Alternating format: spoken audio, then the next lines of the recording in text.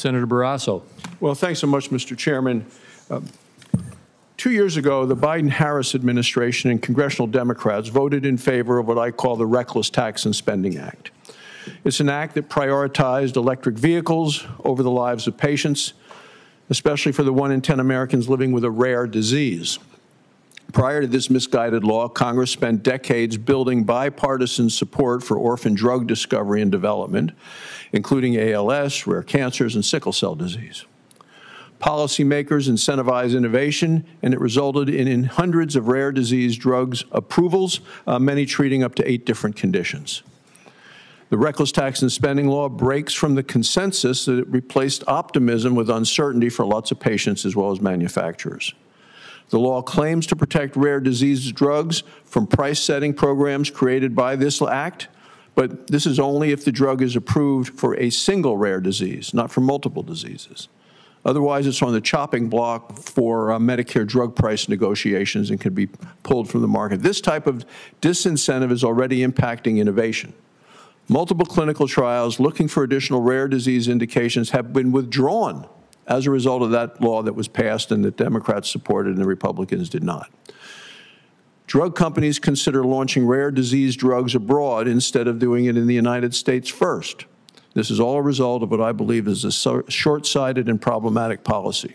So, Ms. Axelson, can you speak to how folks in rare disease communities were going to be impacted by this limitation?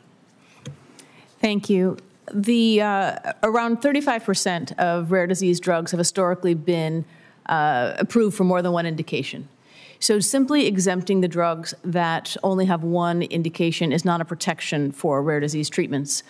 And the most efficient way to develop a drug is to develop a mechanism for a particular disease. Once you find it works on a certain part of the body, you can also find that it works on that part of the body to treat another disease.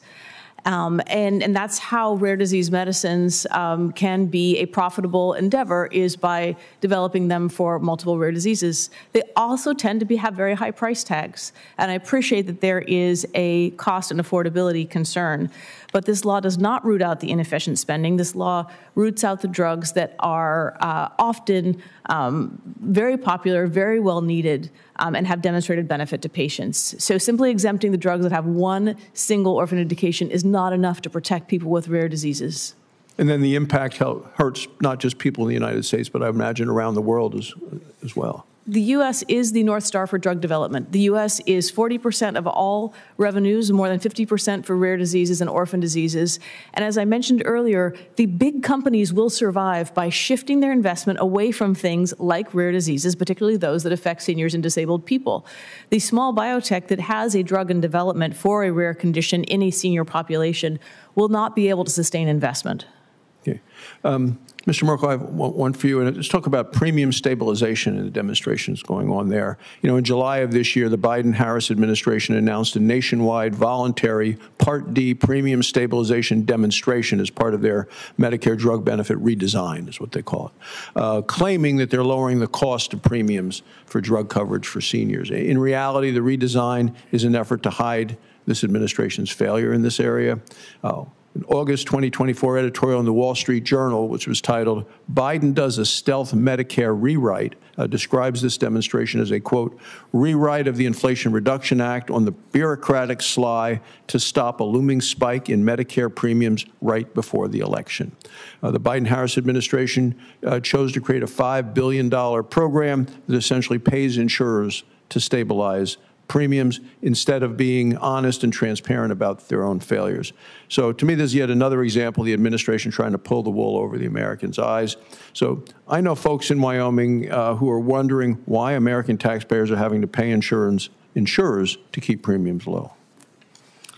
Yes, so the reason is that the Inflation Reduction Act took a previously bipartisan idea, which was to cap out-of-pocket costs for seniors. However, it modified it to push the costs onto both taxpayers and in a way that would spike beneficiary premiums.